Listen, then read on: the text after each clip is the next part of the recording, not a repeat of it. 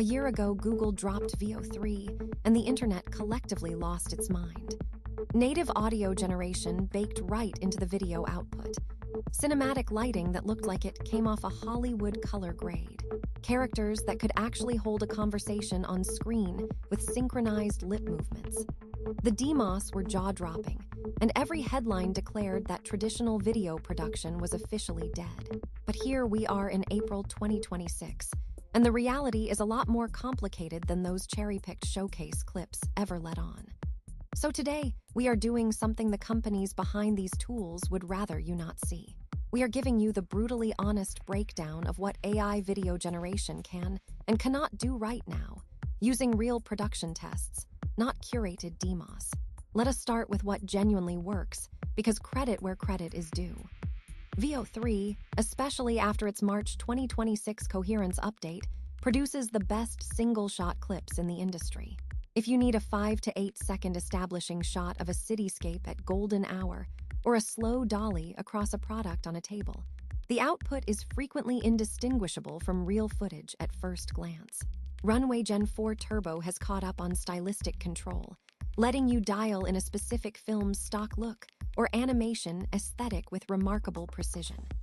Sora 2 excels at imaginative and surreal content where photorealism is not the goal. And Kling 2.0 from Kyushu has quietly become the best option for fast iteration when you need dozens of variations and do not need perfection. These tools are genuinely useful today for B-roll, mood boards, concept visualization, social media content, and rapid prototyping of visual ideas before committing to a real shoot. Now here is where things fall apart, and this is the part no launch event will show you. Multi-shot consistency is still the industry's biggest unsolved problem. You can generate a stunning close-up of a character, but when you ask for that same character from a different angle in the next shot, subtle things shift. The jawline changes. An earring appears and disappears. The fabric texture on their jacket becomes something else entirely. VO3's March update improved this meaningfully with its new scene lock feature, but it works reliably only about 60% of the time in our testing.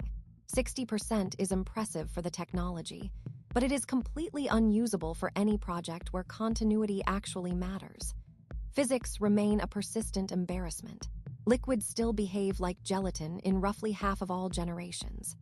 Hands have improved dramatically from the nightmare fuel of 2024, but complex interactions like a person shuffling a deck of cards or tying shoelaces still produce results that land squarely in the uncanny valley.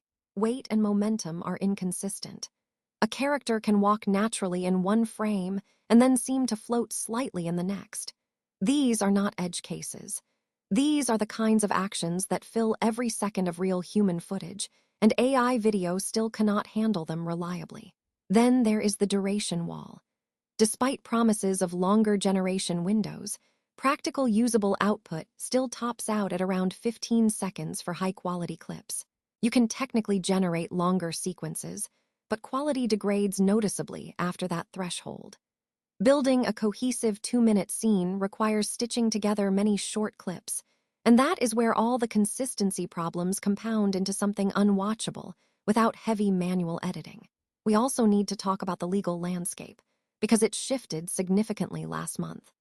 The EU AI Act's transparency provisions officially went into enforcement in March 2026, requiring any AI-generated video distributed commercially within the EU to carry embedded metadata identifying it as synthetic.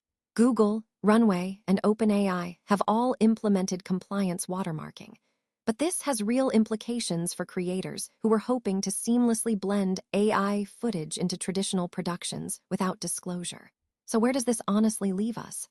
AI video generation in April 2026 is an extraordinary tool for specific, bounded creative tasks. It is a terrible replacement for actual video production when narrative coherence, physical realism, or shot-to-shot consistency matters. The gap between the best possible output and the average output remains enormous, meaning you will spend significant time re-rolling generations to get something usable. Think of these tools the way you think about stock footage libraries, extremely useful for supplementing a project, not yet ready to be the project. The progress in the last year has been real and measurable, but anyone telling you that AI video has replaced cameras and crews is either selling you something or has never tried to build an actual project with these tools. Stay curious, stay skeptical, and we will keep testing so you do not have to.